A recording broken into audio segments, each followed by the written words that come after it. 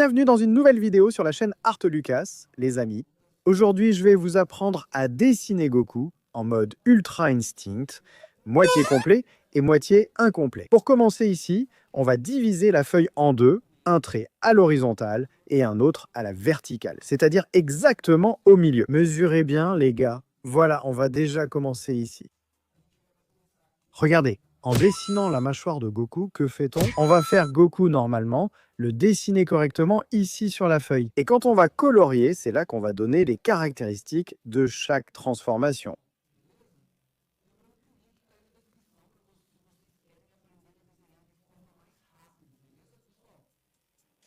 Donc c'est ça. Quand on fait la mâchoire, et moi j'aime beaucoup quand je dessine Son Goku, dessiner les cheveux avant de dessiner les yeux. Et le reste?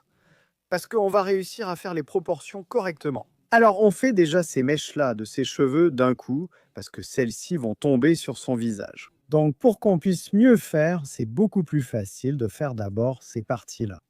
Mais si vous avez la moindre question, laissez-la dans les commentaires pour moi. D'accord. Ah, et dites-moi aussi ici quel dessin vous voulez que je fasse. Laissez-le dans les commentaires, pour que je sache et que je le fasse pour vous. On va d'abord faire cette oreille. Rappelez-vous, elle finit ici. Regardez, sur ce trait ici où on a divisé la feuille. On fait ces détails dans l'oreille, puis dans l'autre pour garder la même proportion. On doit la terminer de la même façon qu'on a terminé de l'autre côté. Regardez la ligne, regardez bien correctement. Ici, on fait déjà ses cheveux. Regardez, ça va sortir sous son oreille et on va relier ici ces autres traits. C'est très facile, hein, les gars. Vous pouvez voir qu'il n'y a pas de secret. Regardez, ici, on fait ici et on a déjà terminé cette partie des cheveux. Regardez pour voir à quel point ça a été super rapide. On commence ici, regarde, faisons d'abord ce détail entre ses yeux, puis on continue. On est en train de faire le sourcil. Donc on a fait le sourcil, on l'a relié en bas, regardez pour voir. On tire un petit trait vers le haut et on fait l'œil en tirant deux traits et en reliant en bas aussi. Et la pupille, c'est évident.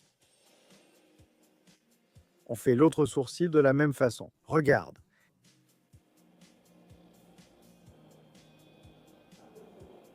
Regarde. Ici, on termine de faire cet œil pour nous. On va déjà faire ici le nez et tout le reste du dessin. On fait ces détails ici en dessous, n'est-ce pas? De l'œil ici sur son front aussi, regarde.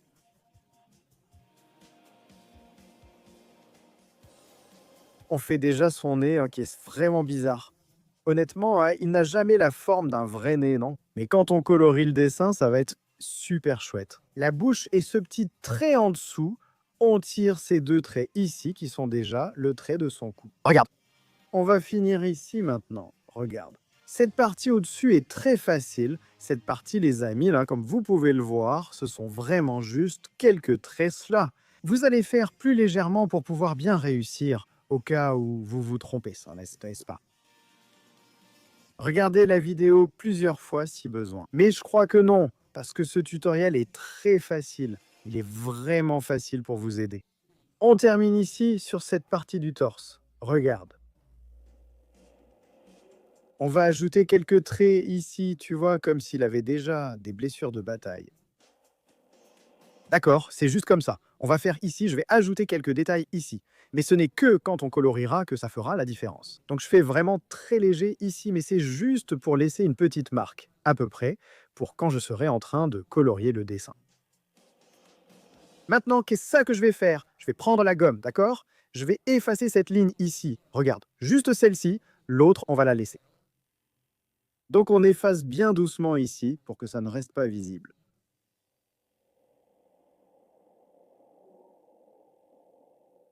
Et ensuite, on va juste nettoyer ces résidus de gomme. Et compléter ici où ça a été effacé, d'accord? On complète juste ces parties-là pour qu'on puisse déjà commencer le contour du dessin.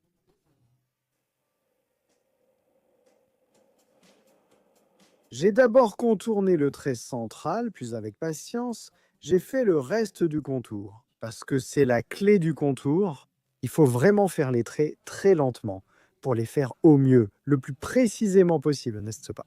Après avoir fait le contour, on efface en passant une gomme sur ces traits. Parce qu'il reste une petite marque de crayon, cette gomme.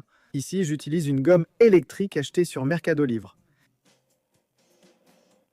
Alors, à partir de là, on va déjà commencer notre coloriage du ton de peau. D'abord, j'ai débuté ici avec le marron foncé. Vous pouvez utiliser la couleur cannelle. Vous pouvez utiliser le sépia, qui sont des tons de crayon qui ressemblent au marron. Si vous voulez utiliser le noir, mais le noir, les amis, c'est très compliqué. J'ai fait 2 tons ici, un foncé et un clair. Regardez, je vais juste marquer ici pour que vous voyez. Regardez où vous devez colorier, sinon ça va prendre trop de temps. Et regardez pour voir. J'arrive tout de suite avec le rouge, mais ce rouge était seulement sur certaines parties, pas sur toutes les parties. C'est comme ça. Maintenant, j'utilise ici la couleur sable. C'est une teinte de peau un peu différente du rose clair. Mais vous pouvez le faire avec le rose clair, n'est-ce pas? C'est le premier crayon qui apparaît ici dans le coin gauche de la vidéo. C'est le rose clair de Fabia. Vous allez d'abord renforcer tous ces points qu'on a fait avec le marron. Et ensuite, qu'est-ce qu'on va faire? Prenez ce même crayon. Si vous avez le sable ou le rose clair, faites le même processus que je fais avec lui. Ce qu'on va faire ici, c'est qu'on va prendre ce crayon et on va le passer sur tout le reste de sa peau. Je mets ici 60% de ma force, sous la pression que je mets ici sur le crayon.